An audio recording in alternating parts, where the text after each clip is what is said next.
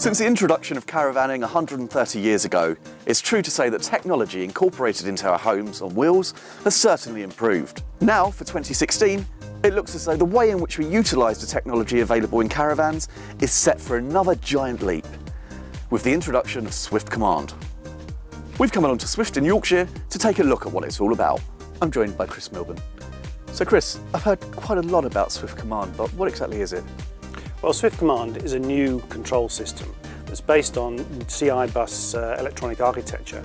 It can communicate with the water systems, the power systems within the vehicle and the heating systems. That's all controlled through a new easy to navigate control panel within the van, but you can also access it remotely via a new app that we've developed, which you can pick up on a smartphone or a tablet. So what you're saying is you can control your heating or hot water from anywhere in the world? You can, yes. You can control it from your favourite seat in the caravan, so you don't have to get up and go to the control panel, or indeed from a mile or even 100 miles away. So Chris, talk us through how the interface works. Yeah, well, the first thing you'll see is that there's a very easy to read pictorial menu on the app.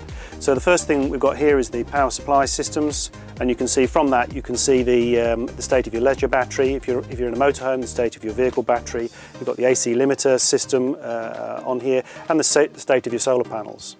The next is the water systems. You can see how much water you've got in your tank. There's the auto tank fill system, which allows you to hook up your aqua roll, and as that's pumping water into your internal tank, instead of having to wait to turn it off, it'll automatically turn itself off. Next one is the heating systems. So you're now able to control the full Aldi heating system within the van. Because there's a clock within the system, we can actually now set the timing to come on and off multiple times during the day or on different days, so you can plan up to 5 days ahead. There's also the opportunity to get onto Google Maps, and what that allows you to do is it allows you to track your vehicle. So if you're at home, for example, and your vehicle happens to be in storage, just check it's in storage, make sure everything's okay. Then the next system is the lighting systems. So from the tablet, you can turn the lights on and off. There's also dimming functions, so a number of the systems within the vehicle are on dimmers, and therefore we can dim the lights. The other benefit of this, of course, is if you're enjoying the facilities on site and you've left your van and you're coming back at night, you can turn your awning light on, or indeed the lights on in your van, so it can guide you back to your van quite easily. So what sort of alerts and notifications could you be sort of alerted to, so to speak? Yeah, it can text you with alerts. Typical sort of alerts that it can inform you of is the health of your battery. So if your battery drops, it can warn you. It also measures the temperature inside the vehicle, outside the vehicle, and humidity. So it can tell you if the temperature is dropping to a freezing point, for example, and you might want to be warned about that, to turn on some of your tank heaters or whatever if you're in a motorhome, or indeed be able to then turn up the heating. If you've gone off for a day and the temperature outside your van has dropped, you can turn the heating on, so by the time you get back it's nice and warm inside your van.